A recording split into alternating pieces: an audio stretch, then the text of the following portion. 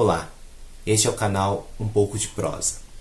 Neste vídeo, nós vamos trabalhar, nós vamos discutir e nós vamos pensar juntos um texto, um pequeno caos de um autor que eu adoro, um autor brasileiro e que foi muito importante na minha formação. E sempre eu me pego lendo-o, voltando a ele sempre, porque ele foi um grande educador, um grande professor, né? Então eu estou falando de nada mais nada menos do que Rubem Alves. Rubem Alves, para quem não conhece, professor emérito da Unicamp, foi teólogo, pastor, educador, professor, psicanalista e um grande agitador com seus textos. Por que eu falo isso, que ele foi um grande agitador? Porque os seus textos fizeram sempre parte, né, dessa educação e desse ato de educar que eu sempre acreditei. O livro que eu escolhi para hoje é este daqui.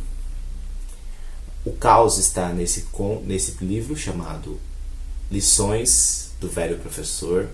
É interessante, né, porque ele vai falar de lições do velho professor. Então isso é muito bacana, né, porque é um professor que a gente pressupõe que já passou pela vida e vai ensinar algo para alguém.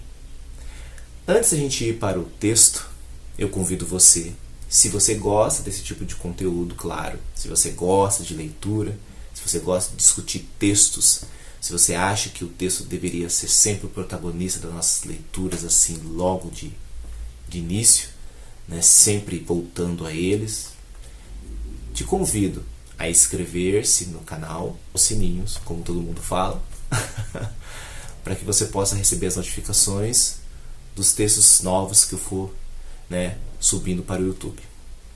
Bom, então vamos lá. No primeiro momento eu vou ler o trecho agora, né, e depois a gente conversa um pouquinho sobre, né. O texto que eu gostaria de ler hoje chama A Formação do Educador. Então começa assim: sonho com uma escola em que cultivem pelo menos 3 coisas. Em primeiro lugar, a sabedoria de viver juntos, o olhar manso, a paciência de ouvir, o prazer em cooperar. A sabedoria de viver juntos é a base de tudo o mais. Em segundo, a arte de pensar, porque é a partir dela que se constrói todos os saberes. Pensar é saber o que fazer com as informações. Informação sem pensamento é coisa morta. A arte de pensar tem a ver com um permanente espantar-se diante do assombro do mundo, fazer perguntas diante do desconhecido, não ter medo de errar porque os saberes se encontram sempre depois de muitos erros. Em terceiro lugar, o prazer de ler, jamais o hábito de ler. Porque o hábito pertence ao mundo dos deveres, do automatismos, do cortar as unhas, escovar os dentes, rezar de noite. Não hábito, mas leitura amorosa. Não hábito, mas leitura amorosa. Na leitura amorosa entramos em mundos desconhecidos e isso nos faz mais ricos interiormente. Quem aprendeu a amar os livros tem a chave do conhecimento. Mas essa escola não se constrói por meio de leis e parafernália tecnológica. De que vale uma cozinha dotada das panelas mais modernas se o cozinheiro não sabe cozinhar? E o cozinheiro que faz a comida boa mesmo em panela velha? É cozinheiro que faz comida boa mesmo em panela velha. O cozinheiro está para a comida boa da mesma forma como o educador está para o prazer de pensar e aprender. Sem o educador, o sonho da escola não se realiza.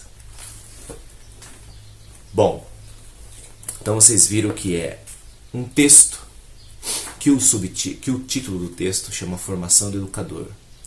Então você vê que é um texto extremamente potente, né? É uma crônica, uma reflexão do Rubem Alves, e o que é mais interessante é que ele começa com a palavra sonho e termina também falando: sem o educador, o sonho da escola não se realiza. Então é interessante, né? Porque quando eu leio esse trecho, eu fico pensando que a escola, às vezes, né, tem que valorizar um pouquinho mais, né, a questão de sonhar, né? O Bachelard vai falar também da questão do sonho. E nesse texto, o Rubem Alves ele fala, né, logo no início, né, em primeiro lugar, a sabedoria de viver juntos. Então, primeiro, ele vai falar da importância, né, de você pensar junto, de pensar de forma coletiva. A leitura, eu sei, ela é uma experiência, como que eu posso dizer, ela é uma experiência solitária, né? No outro vídeo, que nós vimos, o vídeo de apresentação, que eu fiz, eu falei justamente da casa como um refúgio do leitor. Sim, a leitura, ela é de fato uma atividade solitária. Porém, a reflexão, o pensamento que pode vir depois da leitura, eu acredito piamente que ele possa fazer de forma coletiva e deva se fazer de forma coletiva. Então, quando ele fala que sonha da escola, cultive pelo menos 3 coisas, a primeira ele fala, a sabedoria de viver junto, o olhar manso, a paciência de ouvir, né? Quantos de nós não ouvimos, ou melhor dizemos, falamos mais do que ouvimos, né? Em segundo lugar, ele vai falar a arte de pensar, porque é a partir dela que se constrói todos os saberes. Então, pensar. Aqui é interessante, porque este canal ele vai falar justamente sobre, né, pensar contra si mesmo, voltar-se contra si mesmo. E isso eu acredito muito piamente que a leitura é possível, né? Como eu falei, eu adoro o filósofo Nietzsche, o Nietzsche vai aparecer aqui neste canal pra gente também, e o Nietzsche ele vai falar justamente da experiência do pensamento contra si mesmo. Então, será que a gente consegue montar uma escola, ou pensar uma escola que provoque isso? Eu gosto sempre de falar para meus alunos, né? E principalmente os alunos novos, quando eu entro em sala de aula, eu falo assim, olha, você tem que estudar para além da prova, porque se você estudar para a prova, você vai ser sempre frustrado. Aí eles falam, como assim, professor? Estudar, estudar para além da prova, ou não estudar para a prova. Eu falo, você não se estuda para a prova. Claro que é uma brincadeira, né? A gente estuda para a prova também, mas o que eu gostaria que meus alunos entendessem é que nós devemos estudar para além dela, né? Quando a gente estuda para crescer enquanto pessoa, nós estaremos preparados para qualquer tipo de prova, né? É isso que eu gostaria que eles entendessem. E para que você faça isso, eu acredito muito que é quando você consegue mostrar para o seu aluno, despertar, melhor dizendo, dele, a possibilidade de ele pensar por si só.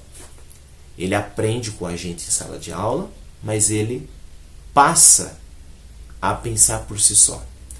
Quando você consegue isso, pelo menos quando eu consigo isso enquanto professor, eu me sinto muito realizado, sem dúvida. E isso eu tirei muito do Rubem Alves, né, também. E em terceiro lugar, ele fala o prazer de ler, jamais o hábito de leitura, né? Isso é interessante, né? Porque eu mesmo várias vezes já falei em sala de aula que leitura é hábito, né? Então você vê assim, nossa, Rafa, então você está indo contra o que o Rubem Alves está falando. Não, não penso assim. Eu penso que o seguinte, hábito no sentido de você criar uma certa rotina de leitura, ler todos os dias. Para mim isso é interessante. Mas o que eu entendo que ele fala aqui do prazer da leitura é que é o seguinte, é que às vezes em sala de aula a gente está tão preocupado em dar o conteúdo, fechar o bimestre, né? E a gente se esquece um pouquinho desse prazer, né? Talvez levar o aluno para fora da sala de aula, né? Levar as alunas, os alunos para fora da sala de aula, fazer uma leitura num lugar diferente, num espaço diferente. Às vezes a gente até gostaria de fazer isso enquanto professores, né? Porém, a gente talvez não consiga, não tenha tempo para isso, né? Porque infelizmente a gente fica preso muito ao conteúdo, que é importante também, claro, não estou falando que não é, mas o prazer da leitura, né? Aquela leitura em contato, amorosa. E eu vejo muito isso porque quando eu dou aulas, né, é muito interessante porque quando eu pego um texto literário, Eu mesmo mudo enquanto professor. Eu tenho um outro jeito quando eu estou lendo um texto literário em sala de aula. Né? Então, essa forma de ler, porque eu sou muito apaixonado pela leitura, então isso transmite para o aluno. Então eu percebo que alguns alunos falam, nossa, professor, eu viajei agora, isso. Né? Eu viajei. Quando o aluno fala isso, para mim, é o que o Rubens está falando da leitura amorosa. Né? Ele fala, na leitura amorosa entramos em mundos desconhecidos e isso nos faz mais ricos interiormente. Nossa, eu acredito que você, na tua adolescência, já deva ter visto, né, os livros da série Vagalume. Nossa, eu lembro muito que eu adorava ir para a escola. E também gostava quando não tinha aula, às vezes, que eu podia ir à biblioteca, ficar mergulhado nos livros da série Vagalume. Por exemplo, o livro da série Vagalume que eu mais gosto é o do Masao Aquino, chamado A Turma da Rua 15. Que nós vamos falar nesse canal aqui também, logo à frente. Mas esse livro é muito interessante, porque quem nunca teve, né, uma turma? A turma tal, a turma da escola, a turma da vila, a turma da rua. Né? E é legal que nesse livro você tem um casarão onde tem algumas figuras e essas crianças querem ir lá investigar. Nossa, quantos de nós não tivemos isso? Vimos um casarão na rua, porque eu acredito assim, aqui em Santa Fé mesmo, eu já vi várias vezes, né, na minha cidade, vários casarões assim, que quando eu passo diante eu fico imaginando, né? E aí eu lembro. Então esse livro me despertou, e foi muito interessante porque foi um professor que me mostrou esse livro. E é legal porque eu adorava ir para a biblioteca, naquele silêncio maravilhoso, com aquele cheiro específico de biblioteca, e ficar lendo esse livro e todos os outros livros da série Vagalume. Maravilhoso. Esse tempo atrás eu reli, né, a Turma da Rua 15, né, da série Vagalume. Então é uma leitura muito prazerosa, uma leitura amorosa que eu tenho desde a época da escola. Né? E isso foi através de um professor, né, o professor Fernando, de língua portuguesa. Lembro muito bem do nome dele. Então o Rubem Alves, ele vai falar, né, que essa leitura amorosa permite entrar em mundos desconhecidos, porque a literatura é justamente isso, né? O Ferreira Goulart falava muito isso, que a literatura, ela não é um espelho do mundo, ela não reflete o mundo, mas ela completa o mundo. Né? Quando a gente lê Dom Quixote, quando a gente lê Dom Casmurro, do Machado de Assis, né, a gente tem aquela história, tanto de Capitu quanto do Dom Quixote, né, aquela história completa o nosso mundo. Né? E o Ferreira Goulart foi muito feliz ao falar isso. Né? E aí o Rubem Alves fala, quem aprendeu a amar os livros tem a chave do conhecimento. Né? É interessante. Mais à frente eu vou fazer um vídeo também falando sobre o que eu entendo entre sabedoria, conhecimento e informação. Né? Mas ele está falando isso. Né? E por fim ele termina, né? Que a escola não se faz por meio de leis e parafernália tecnológica. Então aqui ele fala que não se faz, mas eu acredito assim que não se constrói só com isso. A tecnologia está aí para nos auxiliar. Aqui é um exemplo. Estou gravando um vídeo por YouTube, né, fazendo reflexões sobre as minhas leituras com o intuito de que isso possa ajudar. Em algum caso, algum leitor, alguma leitora, algum aluno, alguma aluna. Né? Então, sim, a escola também se faz com tecnologia. Né? Mas aí ele fala a reflexão maravilhosa um pouco mais à frente. Ele fala, de que vale a cozinha dotada das panelas mais modernas se o cozinheiro não sabe cozinhar? Então, a arte de cozinhar, ela está para além de qualquer questão tecnológica. Então, a leitura, ela tem isso. Ela pode te dar isso. Ela pode te dar algo que vai para além da tecnologia ou para além do ato de cozinhar. Né? Que é você estar consigo mesmo, lendo, combatendo a você mesmo. Né? E aí ele continua, é o cozinheiro que faz a comida boa, mesmo em panela velha. Aqui, né, a gente lembra da música do Sérgio Reis, né? Que eu sempre ouvia quando era jovem. Né? Minha família sempre gostou de sertanejo. Eu também gosto muito, né, de sertanejo antigo, né? Aquele sertanejo mais antigo. Gosto de sertanejos novos também hoje.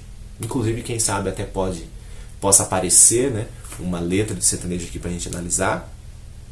Então é assim, o cozinheiro ele consegue fazer uma comida boa, panela velha, panela nova, com tecnologia ou sem tecnologia, porque a arte, o engenho está nele.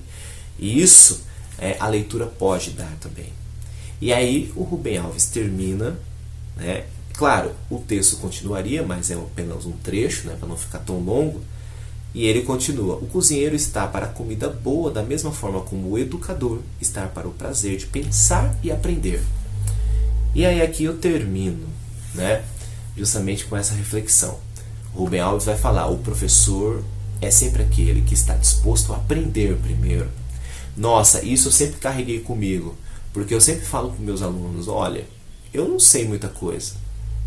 O que eu posso fazer por vocês é tentar ensinar algo que eu aprendi, para que você possa, com isso que eu te passar, tentar construir o seu conhecimento. Porque, assim como o Rubem Alves falou, né, eu acredito muito que o educador de verdade é aquele que está sempre disposto a aprender primeiro, né, para depois ensinar algo, se é possível ensinar, porque inclusive o Rubem Alves em vários vídeos ele vai falar justamente que não há ensino, há aprendizagem. Então, para isso, eu faço uma referência à entrevista maravilhosa que ele deu para o Abu Janra no programa Provocações. Então, se você quiser, está disposta no YouTube de forma gratuita, você pode ir lá e ver. Tá ótimo? Bom, se você veio até aqui, agradeço muito, né, a sua paciência de ouvir e a sua gentileza e a sua disponibilidade de poder compartilhar um pouquinho a leitura, né, deste livro maravilhoso chamado Lições do Velho Professor, de Rubem Alves. Espero que você tenha gostado da leitura e desejo do fundo do coração, né, que você desenvolva o gosto da leitura, que você possa compartilhar. Se você quiser comentar alguma coisa nos comentários aí embaixo, pode comentar à vontade, né, porque aqui no canal Um Pouco de Prosa, né, eu estarei tentando sempre ajudar de alguma forma, ou melhor, ou compartilhar um pouco da minha experiência enquanto leitor. Ok? Muito obrigado se você veio até aqui mais uma vez, e que possamos estar sempre em contato com textos que fazem com que a gente se volte contra nós mesmos. Então, um abraço e até o próximo vídeo.